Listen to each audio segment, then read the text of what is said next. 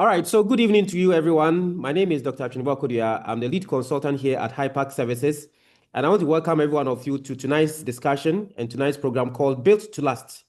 Built to Last is a weekly entrepreneurship and business mastery program where we bring seasoned professionals to come and share with us, entrepreneurs and business owners, what we need to do to be able to build our business to last.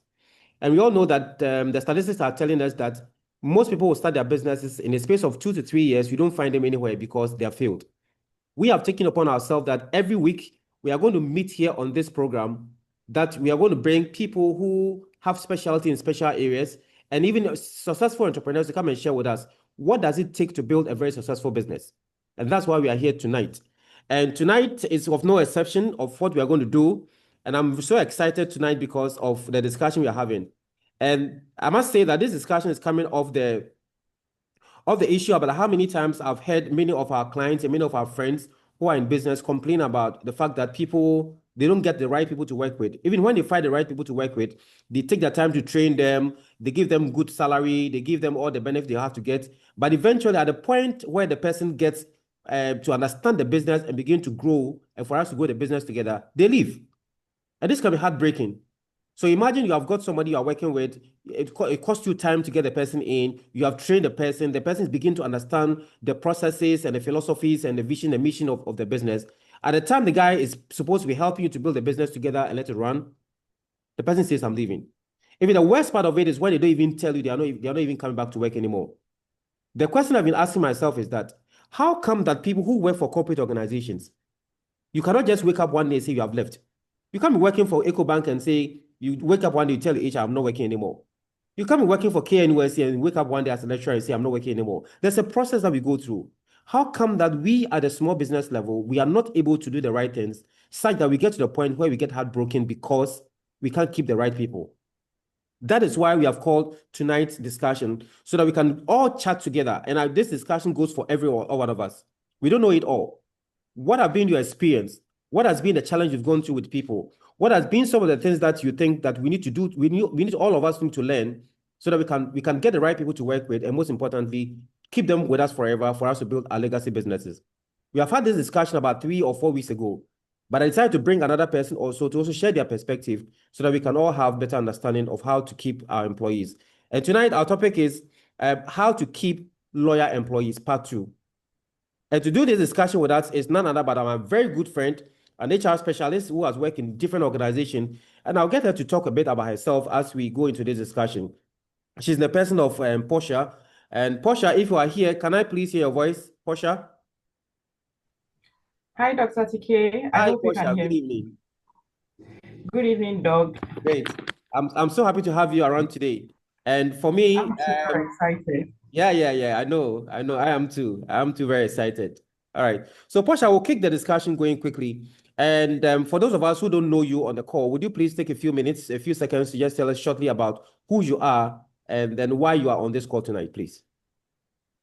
All right, Dr. TK. Let me start by saying a very big thank you to you for the opportunity to be on this platform to share my insights and my thoughts on the topic at stake. And let me also acknowledge you for the great work you are doing for God and for our dear country, Ghana. You are doing so much in your space, and we want to say thank you so much for all that you are doing to support the businesses in the country and even beyond. So my name is Portia Napaba. I'm a passionate HR professional with over 10 years experience across diverse industries.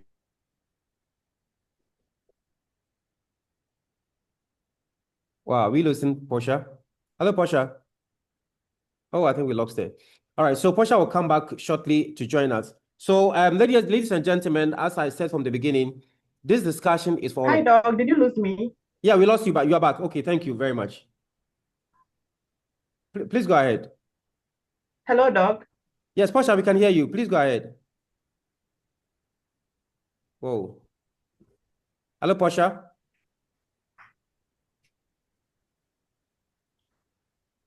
Hello, Portia.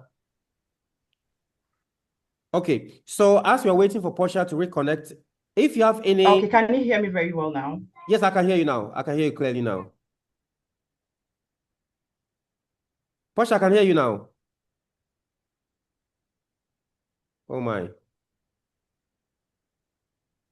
Hello, Portia.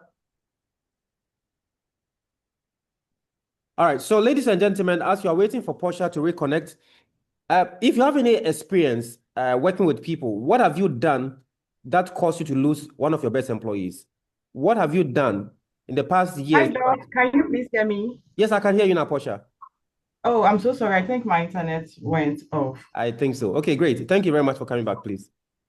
All right, so let me just pick it up again. I started by introducing myself and mentioning my name as Portia Napaba, a passionate HR practitioner who has been on board for about 10 years now. And I've had the opportunity to work through diverse industries, ranging from the terrains of the mining sector through the fast pace of the manufacturing, and currently in the energy sector where I serve. And I must say that I absolutely love what I do, whether it's from talent development, performance enhancement, or promoting a culture of excellence. And I'm always there. I'm always there, occasionally reminding people that HR is not just about leave forms and then warning letters. I keep on telling people that HR goes beyond this. And in my journey, I can say that I've been guided by my deep faith and my commitment to God. And this is actually what shapes me. And then this is what guides how I lead people, how I serve people and support people, even in the workplace.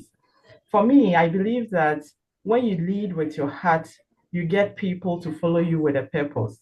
And let me also acknowledge that I'm proudly certified by the HRCI as a senior professional in human resources.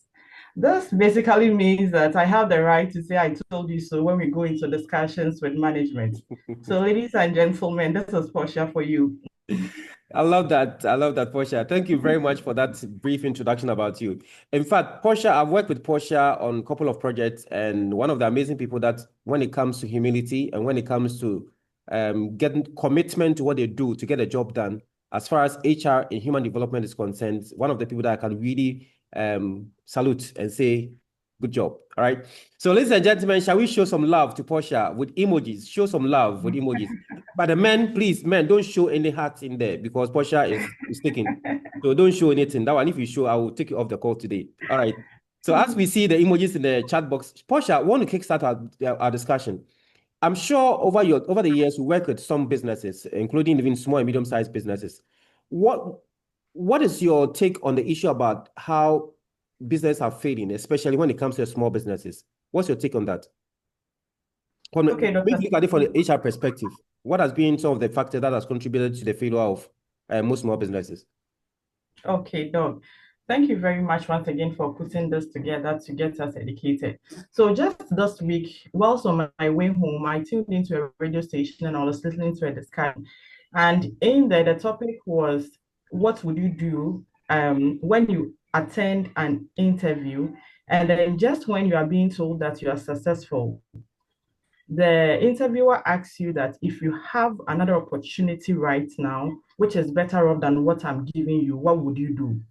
And it was so amazing, the kind of responses that came through. Somebody actually said that I would say yes with my mouth, but in my heart, I would say a no. Oh my And God. as an HR professional, that actually got me thinking that getting employees to be loyal can be very, very difficult. And you need to position yourself right to get people to stay with you and to actually work for you.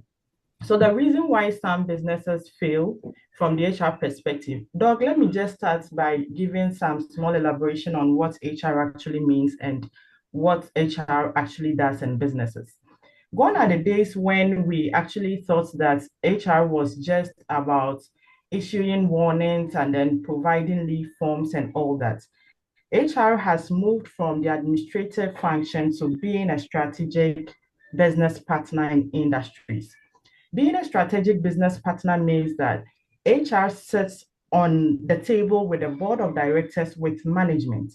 And so, in that regard, as an HR practitioner, you are expected to understand the direction of the business. Once you understand the direction of the business, that is how you can come in to provide support. And you can bear with me when we say that you can only help others when you really get to know them and then you know what their needs are. So when we talk about HR or HR business partnering, now we are sitting as a strategic business partner. And so you have to be able to understand what goes on in the industry and what the industry is actually looking forward for. That is what is going to impact your decisions when it comes to hiring.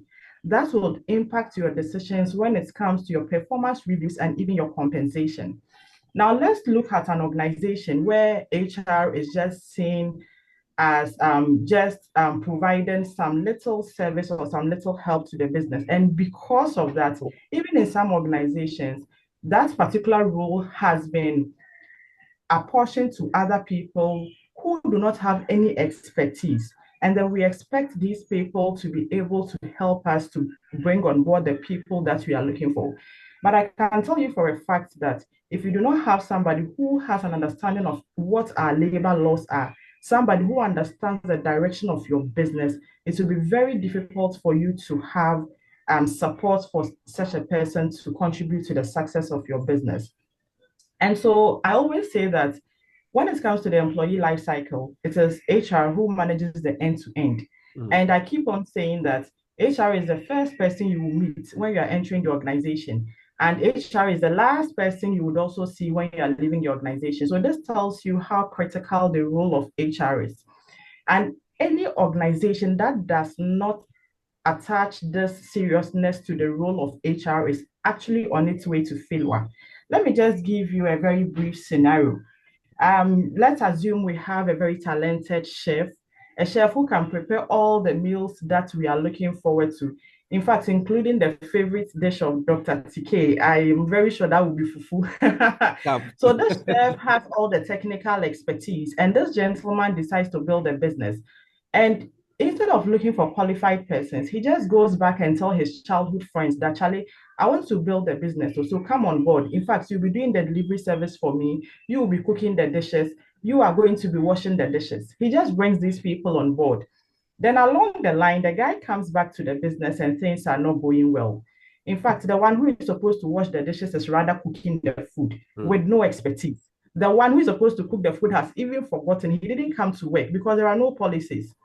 And in fact, the one who is supposed to be doing the delivery service is dashing the meals to his girlfriends and then his family members. How are we going to account for such a business? And we know that for SMEs, mostly our resources are limited. When this gentleman was looking out for people who could support him, he didn't look for people who had the expertise to even do the job. There was no form of training given to them. There were no controls in place. So when you belittle the role of HR to that extent, the next day you come and then there is nothing for you to write home about. And you know, in HR, we always say that employees are the bloodline of the organization, just like the blood that passes through your body. So the day you wake up and the blood is not circulating, then it means you're not alive. And the same thing happens in organizations. So if there is blood passing through the organization, that is what is keeping the organization function, then it means that blood must be taken care of. So for me, I believe that HR is not just there to fix issues, but HR is there to help the organization to thrive. So any organization or any SME that does not perceive HR as a strategic business partner and accord HR that respect and that support, that business would be on its way to failure. Wow, nice one. So, ladies and gentlemen, that's partial for you. You can feel the expertise in there. I love what you said about the fact that number one, the HR department is actually in charge of the employee life cycle in the business. The HR department is the first to see you through into the business, and they're the last to see you out of the business. That's excellent. Now let's bring it down to the SME level. At the SME level or the entrepreneurial level of a business, what we're actually focusing our attention now, we notice that person that I've started this business, he's in charge of almost everything. So I have started a business, for example, and let's say that I'm even having a restaurant.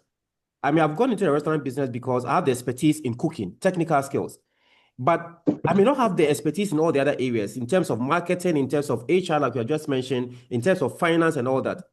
If you were supposed to advise a small business who doesn't have the financial muscles to be able to employ a professional like you to come and be in the business, and he wants to now take charge of getting the person into the business and getting the person through the business so that they can actually let the person go. What advice would you give a typical entrepreneur, a typical small business owner, Portia? Okay, Doug, thank you once again. Yeah, so you are very right. And when it comes to SMEs, mostly there are some limitations with SMEs when it comes to finances in particular.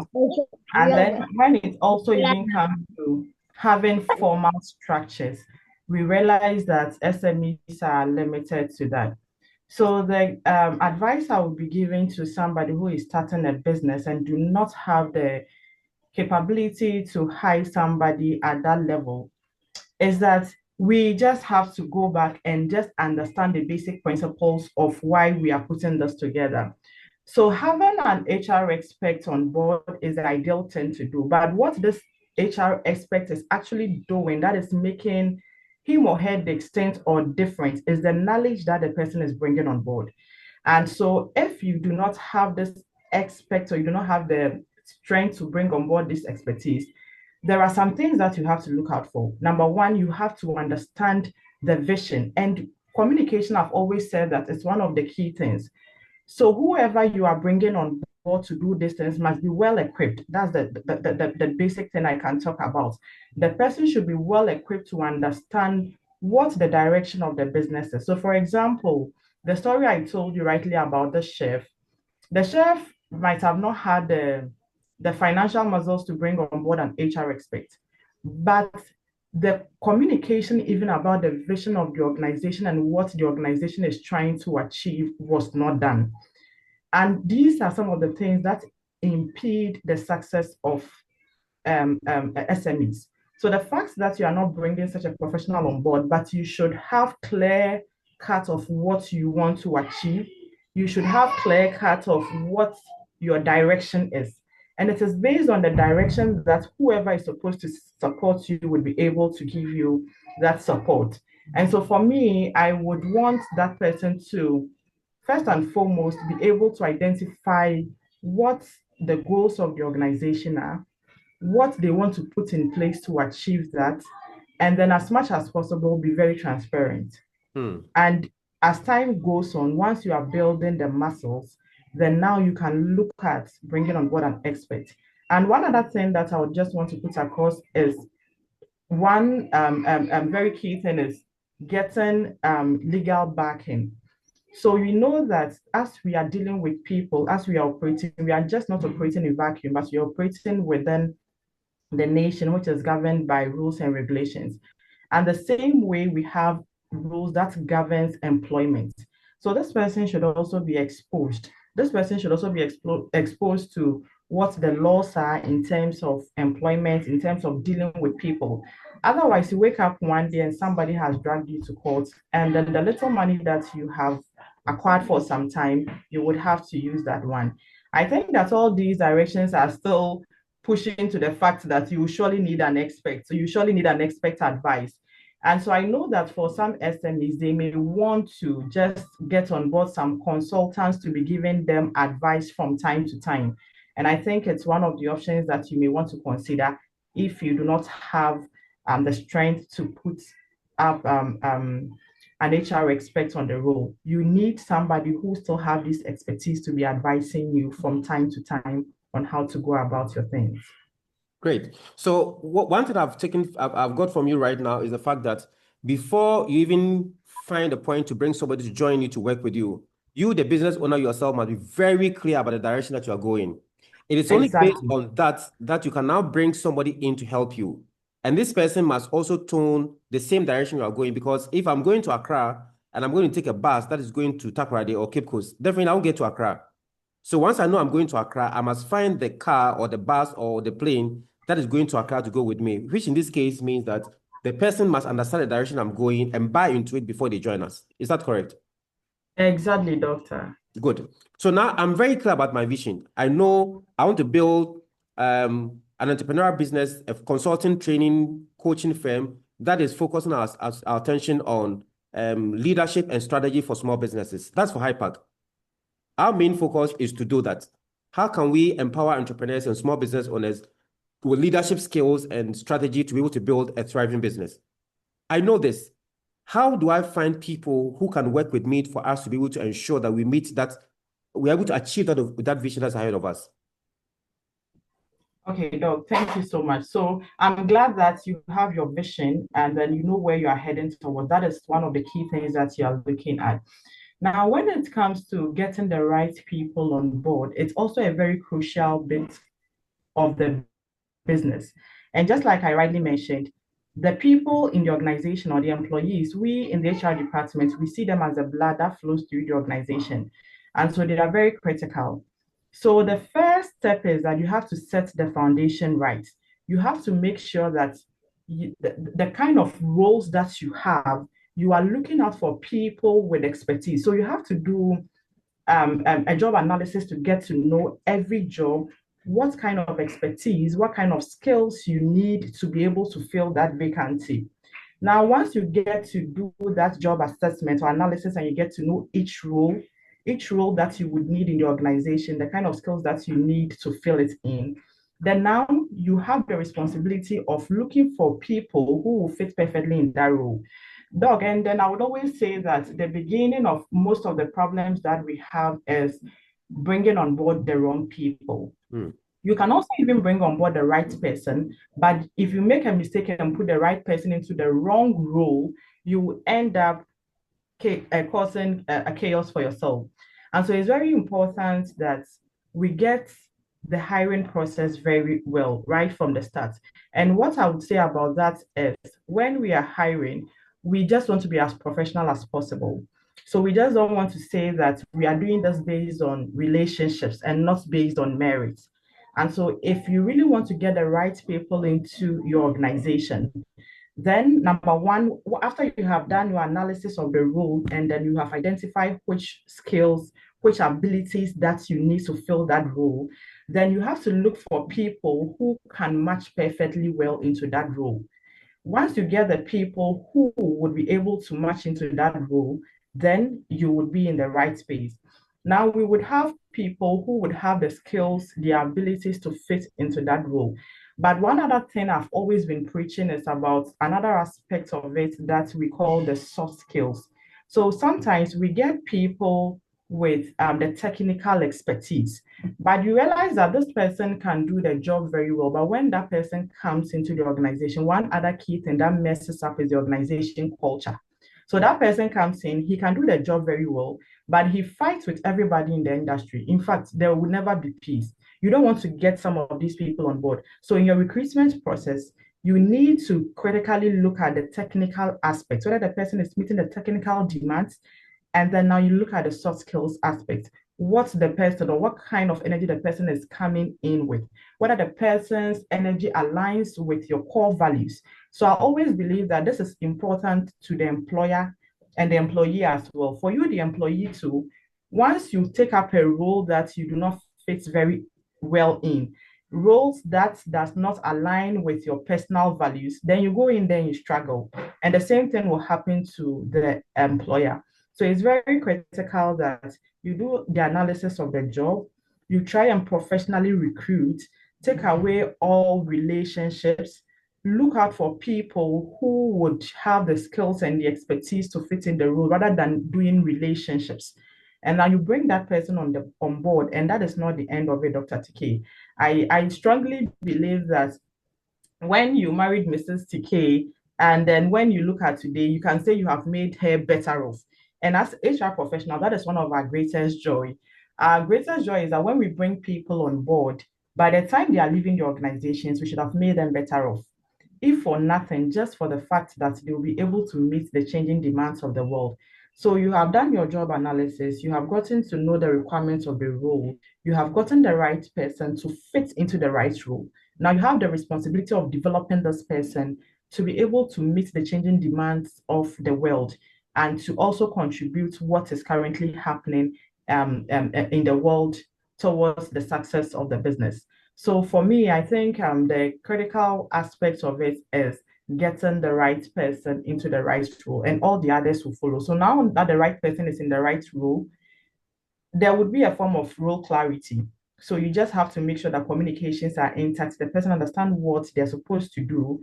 You are training the person, you have given the person every support. And I think one other thing that SMEs may be looking at is the fact that some people think that developing employees or trainees, like we've always said, is a luxury.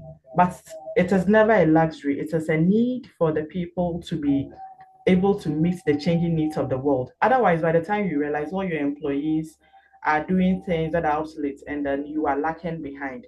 So it's very important that we have this. And in a human institution, we need controls in place.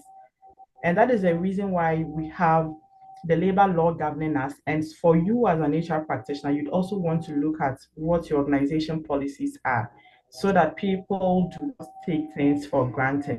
And then we can also even further look at how you eventually manage the performance of the people, how you give feedback, how you correct mistakes. And by this, then we are now creating a holistic environment for people to thrive. Hmm. Hmm. All right, ladies and gentlemen, that's what you are hearing from Portia, an HR specialist trying to advise us on what we can do as entrepreneurs and business owners to attract the right people, keep the right people, and eventually grow these people as we work with them. So my take for now, up to this point, is the fact that, number one, it's a fact that people would come and go. But if you want to keep the right people in your business to work with you, for us to build that business we want to build for a longer period, number one, you, the business owner, must be very, very clear about the direction of the business. You cannot employ someone to come and help you when you yourself don't know where you're going. So be very clear. And why she's talking about having a very clear vision and probably the mission as well for the business. Very clear. And that's where we come in as HiPAG Consulting Services. If you want to develop your strategic plan and having all these components of your business put together well in a very simple, concise document to help you run your business, we'll be able to help you to draft a very good strategic plan. We're not talking about a 100-page document. We are talking about just 25-page document that would guide your business for you to build a business to last if you want it. All right. So have a very clear vision, have a very clear, compelling mission for the business. Number two, once you have done that, you may not be able to do this business alone. What you need to do then is that do a job analysis of your business. Look at the skill set you have and the skill set that you don't have. How do you find that person coming in? So for example, in my case, I'm good at strategy, I'm good at marketing, I'm good at sales, but I'm woefully poor when it comes to money matters. I can't manage my business money. So I don't want to touch it. In that case, based on this analysis, based on my strength and my weaknesses, or the other team that we have currently, we have to now bring somebody who is an accountant or someone who is an IT specialist to come in to help you. So now more like it's going to be like a complementary support for you to build the business to go. But it starts with you knowing what your strengths are and what your weaknesses are and what other additional support or skills that you need for them to come and help you. Once that is done, you now have to define the job role. No, the requirement for the job that you have identified. So now you have done your analysis, you know you need a finance person. You now have to look at the requirement. Who can fit into this role? And Portia is advising us that as the entrepreneur of this business, number one, what are the skill set that you need from this person? What are the technical skills and the soft skills? So in this case, we are looking for a finance person to help us. Does the person have the technical skills in terms of knowing accounting and finance? Does he have the qualification for it? Yes, the person has the qualification, he has a skill set, technical skills. But what Portia is stressing, which I'm very happy about, is the soft skills, the person's attitude. I mean, my guys, somebody can be very good at what they do, but this person can be the meanest person in this business. He comes to destroy your culture. You have to define what you want, the kind of person that you want, before you bring the person in. You must know the person's experience. You must know the person's personality. Once that is done, then once you have defined that alone with your papers, you have to now attract this person to come in. How do you find the right person? And that's why I'm sure you do the advertising. You talk to your family and friends. You talk to your friends, not family and friends. Family and friends will bring your cousins and nephews to come and worry you. Please don't go there. I will advise you. So that's why you have to now attract the right person, and then you get a person in. But Portia, just before I even finish with my summary, what role would the interview play? Because now I know who I want. I'm very clear. I'm attracted a pool of people to come in now. Let's say I have 3 people that I think qualify in terms of the qualification, soft skills, technical skills, experience, and all that. What role would that interview play at SME level, at our level? I work with 2 people. I work with 3 people. Do I have to conduct a formal interview like we do in the corporate world? All right, Doc. Thank you so much once again. So, for interviews, when we talk about interviews, we are basically having a conversation to get to understand whether you are the right person for the role. So, mostly when I sit on a panel, the first thing I tell the people is that this is just a conversation. We just want to find out. In fact, we have an opportunity. We are trying to find out whether you are the right person to fill in that role. Interviews are very important for the and the prospective employee and then the employer as well. It's important because it gives you a greater exposure. It gives you a greater exposure to get to know who you are even joining. And I know that most of us have even gone through that process, even when you are trying to get along with somebody, when you are trying to get married to somebody, when you are dating somebody, you want to probe further. You want to know what the person is bringing on board. You want to know how to manage the person, how to deal with the person. Just as we do so, that is how it is critical to HR people. So I know there are various forms of interviews depending on what you are looking for. And so as an SME, you have two employees. You may want to speak to this person, but just like I said, you may need advice from an expert on some of the things to look out for, especially depending on the kind of role that you are recruiting. So there are some roles that you may even need to allow the person to go in for a police report to just make sure that that person is credible of what they are going to do. There are some roles that you may need a person to take a psychometric test and all that. And there are some roles that you need to see the person to make sure that even though now we do a lot of hybrid work, but there are some roles that you may need to see the person. So depending on which role that you are going to fill, you can just have a telephone conversation with the person and you are convinced deep within you that this person is clearly well established to take on this role.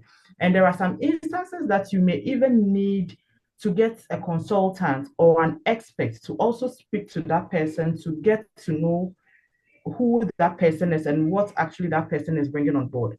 So, depending on the analysis that you do and then the requirements of the job, you can now look out for what form that your interview is taking. But for an interview, I would say yes, an interview, it's important in whichever role that you are looking out for. You would need to talk to the person.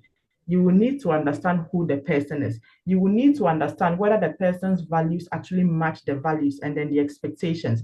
In fact, if not through interviews, then we would have a lot of conflicts coming in because even when it comes to compensation or what you're going to offer the person at the end of the month, during interviews, you are able to tell or you're able to agree on some part. So until you speak to that person, that is what formally we term as an interview. Until you speak to that person and you get to understand that person's perspective of the job, the most painful thing that all HR practitioners try to avoid is the fact that to go through the whole process with the person, to speak to the person, get to do a lot. And at the end, the very end, when you think you are getting along, one of the parties get off. So it's either the employer says that, okay, you're not the right fit for this job, or the employee or the prospective employee says that I'm not interested in the role again. That is more painful. It is just like having a heartbreak because you have put all your hopes in that person, thinking that you're going to live with that person. Then all of a sudden it happens that way. So it's very critical that we get to have these conversations, which we term as an interview, but the form of the interview would vary depending on your role. So for every organization, I strongly believe that interviews are a critical part of getting the right person on the job. And aside the interview, there are lots of things that you can also do to enhance or position yourself to attract the right people. So there is a larger conversation on employer branding, which goes just beyond how you put yourself out there. But some of the things that you do, employer branding actually even starts from within. What recommendations your internal employees are even giving out there. And I think that is a very key thing. Nowadays, when everybody is going in for a job, you want to speak to one or two people to find out how the culture is. And I know that currently one of the things that a lot of people or employees are struggling with is this mental health. So for me to come into a setting where every day when I get to the car park and I see the car of a particular person, my BP shoots up, I would rather prefer to be in my small corner. So all these things are things that employers or businesses should take in place. Get to position yourself very right so that others will find you attractive. And all these come in play with how we start even with the people who are currently with us. to the corporate social responsibilities that we are doing and the other larger things. Right. Joshua, we are just about coming to the end of our discussion for tonight. And I want to say thank you, but just before you go, can you kindly give us some few advice before you leave? What are your final take? A very big thank you to you and to all who joined us for this discussion. I think it's been a very engaging session and I really do appreciate that. So finally, I would just want to say that just like we've all contributed, it's just not from the employee perspective, but as employers, we'd also have to stay loyal. So if you want employees to stay loyal, then as an HR practitioner, you just don't give them the job. You have to give them a reason. And we should also get to understand that people commit to workplaces that help them, like workplaces that make them feel seen, feel valued, and make them understand that they are part of the bigger picture. So if people are able to see their contribution to the success of the organization, that is when they feel valued. But if you are not giving people that opportunity for them to get to know what their contributions yield, then they will not feel valued. So I just want to say that as HR professionals, we are just not there to manage the people. Aside managing them, we also have to inspire them. And we have to also build a culture where they can grow, a culture where feedback is welcome, not a culture where you can't even go to your boss and talk about issues that are outside work. We should be able to welcome things outside work as well. And we should frequently show appreciation. And I would also just make reference once again that if you want to touch if you want the hands of the people to work for you, then you surely need to touch their hearts. You can touch their hearts by being a part of them. Let them see you in difficult times. When they are going through difficult times, let them see you there for them so that when you need their hands to work for you, it will surely work for you. Thank you, Dr. TK. Thank you all. All right. Thank you for showing some love. I want to very much for making a family to just come and educate us. God will bless you for whatever time you have spent with us. And I'm sure together we'll all pray for you to live and live longer with wisdom and in perfect health. And to all of us, again, thank you also for joining in and making time to join us. We've currently created a YouTube video where we have loaded almost most of our videos we've done over the period. This is actually our 70th episode since we started this project. Our 70th episode. So we are going to upload all the videos online. So anybody who wants to get it will probably go there and just watch it there for free. We don't charge. So we've done that. Please go online and have a look at all those ones. And when you go, please kindly like and then also share some of the videos because that's the only way we can all grow together as people and as organizations. So once again, thank you all very much for making time to join us. We'll come again next week, same time, 8 p.m. with another episode of Built to Last. And all we are saying is that you have the capacity to build your business to last. And the only way to do it is to just keep learning. And every Thursday, we are here to come to do it with you.